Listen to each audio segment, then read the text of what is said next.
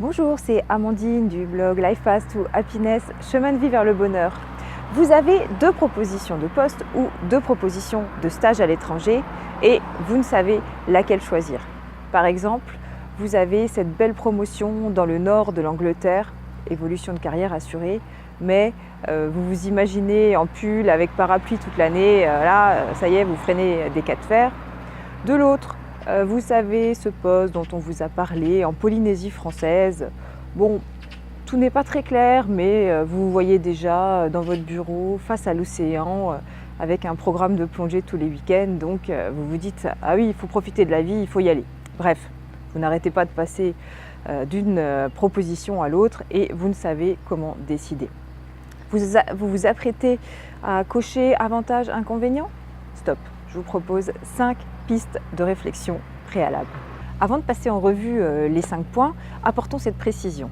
En général, si vous hésitez entre deux propositions, c'est qu'il y a d'un côté une solution qui vous apporte des éléments de confort, par exemple un bon salaire, une évolution de carrière, un environnement stable, mais cette solution, elle manque un petit peu de fun, donc vous hésitez. Donc celle-ci, pour le reste de la vidéo, on va l'appeler la proposition raison. Et de l'autre, vous avez une proposition qui vous emballe directement parce que voilà, vous avez l'impression que vous allez vous éclater dans la vie, mais elle présente de sérieux éléments d'incertitude. Celle-ci, dans le reste de la vidéo, je l'appellerai la proposition passion. Allez, c'est parti, on passe en revue les 5 points. Et si vos représentations ne correspondaient pas du tout à la réalité? Par exemple, vous idéalisez votre solution passion, vous vous voyez sous les tropiques, les orteils en éventail, mais au quotidien, peut-être que c'est pas du tout comme ça, peut-être que vous aurez du mal à supporter les épisodes de pluie tropicale, les insectes, la chaleur humide tout au long de l'année. Pensez aussi que vivre 2 semaines en vacances sous les tropiques, c'est complètement différent qu'y vivre à l'année. Et puis, faites ce même travail pour la solution raison. Vous vous dites, ah oui, non mais vivre dans le nord de l'Angleterre, il n'y a rien de plus déprimant. Et finalement, peut-être que ce n'est pas tout à fait comme ça.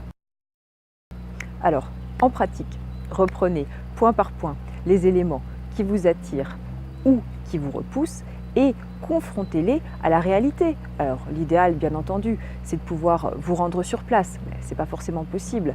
Donc dans ce cas-là, avec Internet, vous avez la possibilité de vérifier ces informations, que ce soit la météo, que ce soit le cadre avec Google Maps, vous pouvez vraiment de manière très précise visionner l'endroit où vous pourriez vivre.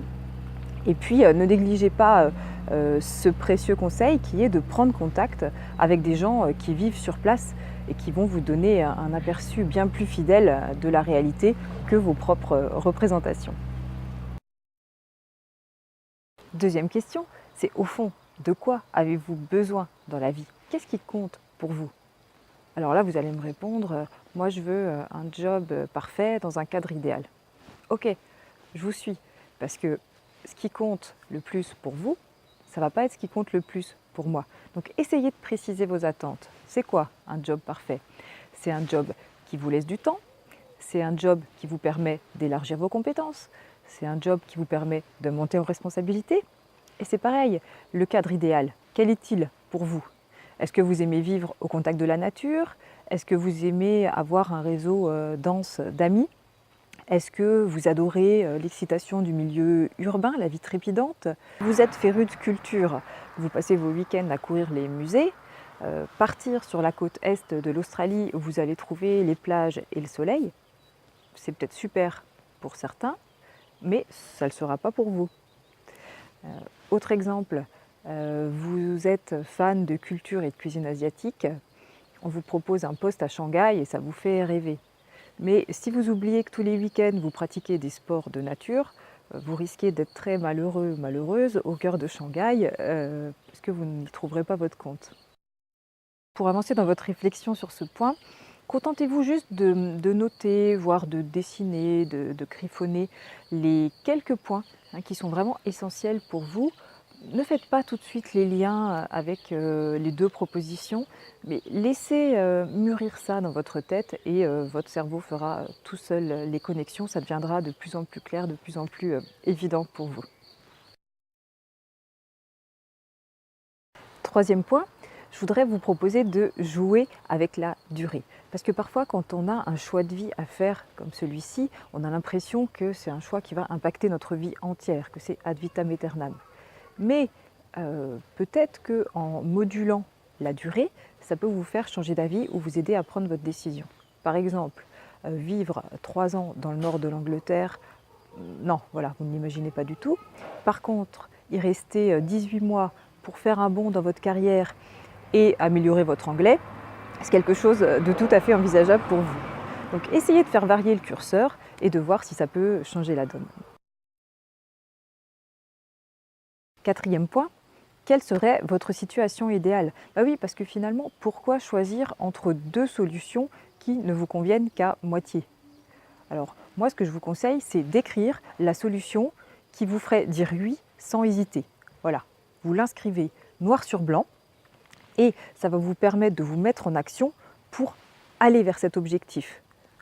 Vous y voyez plus clair, vous allez pouvoir négocier avec votre employeur, par exemple, votre futur employeur, ou vous allez pouvoir mieux orienter votre recherche d'emploi. Par exemple, si vous dites à votre employeur « Écoute, voilà, ta proposition dans le nord de l'Angleterre, moi professionnellement, il y a ce point-là et ce point-là qui m'intéressent, mais d'un autre côté, il y a ça et ça.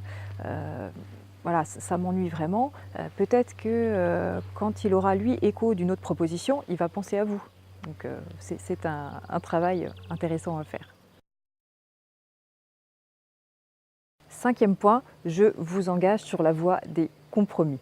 Si votre projet de vie idéal n'est pas réaliste là, maintenant, celui qu'on vient de voir précédemment, essayez de trouver des compromis. Par exemple, ok, pour ce poste dans le nord de l'Angleterre, mais je ne pourrais pas vivre si je n'ai pas ma dose de soleil, donc 3 fois par an, je décide de m'accorder des vacances au soleil. Ok, pour ce poste voilà, en Nouvelle-Zélande, super loin de chez moi, j'ai une belle augmentation de salaire, mais par contre, je prévois de rentrer plusieurs fois par an pour éviter le mal du pays. Donc, sans vous brider, mettez toutes les alternatives possibles qui pourraient faire que vous n'hésiteriez pas à choisir la proposition. Voilà, maintenant vous avez 5 nouvelles pistes de réflexion pour avancer dans votre prise de décision. N'hésitez pas à poster vos questions dans les commentaires ci-dessous. Je vous dis à la semaine prochaine. Excellente journée!